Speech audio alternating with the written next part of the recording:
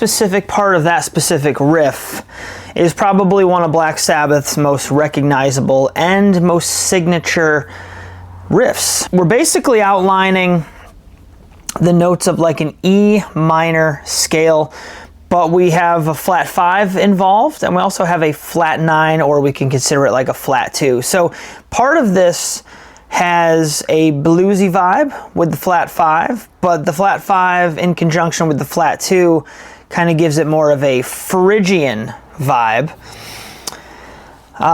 Overall, I love the way they position these notes. You know, they're not doing the scale in order, it's very much fragmented.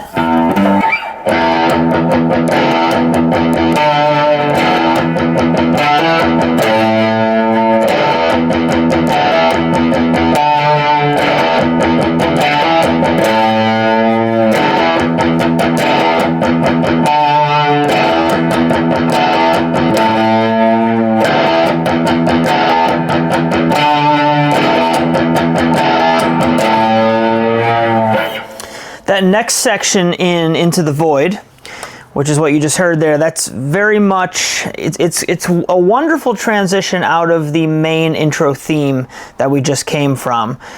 Basically dealing with more E minor, we have like the root and flat 7 up to the octave, and then, so there's the flat 7 again, and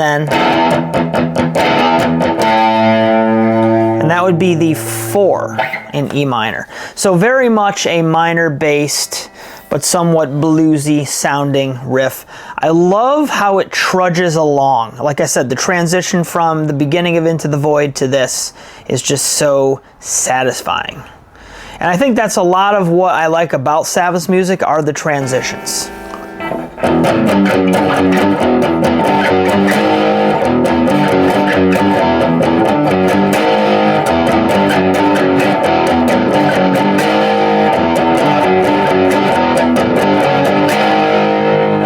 So that riff right there off of Sabbath, Bloody Sabbath, I believe that's the end of the bridge section.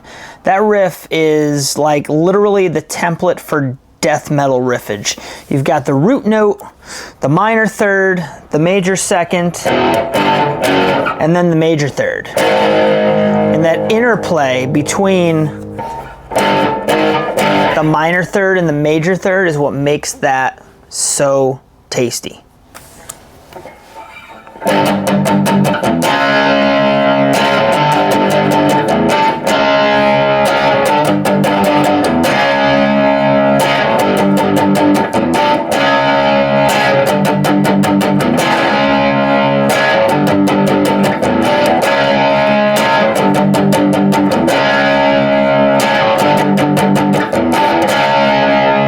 Symptom of the Universe. One of the greatest songs Black Sabbath has ever written.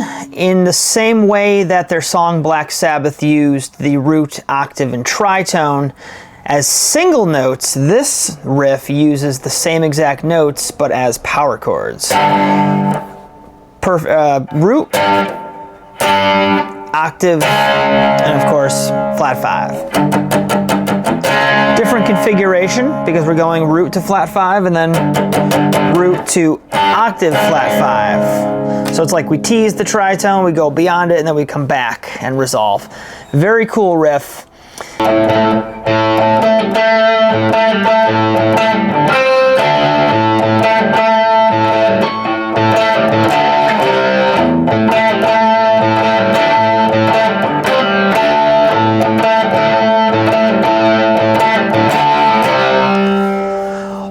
Sky off Sabotage, one of the greatest Sabbath riffs as well, amongst so many others. Basically in A, we got like an A to the 5th and the flat 7. And then we also have that, which is basically like a C to a D. So in A minor for the most part. Got that little hammer pull thing going on that makes it very stylistically awesome. The other really cool part of Hole in the Sky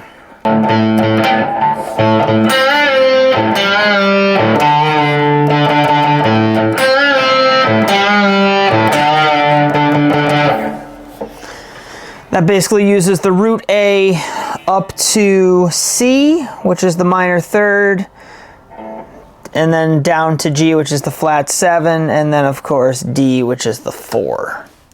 Just a really cool, kind of blues-laden kind of vibe with those bends.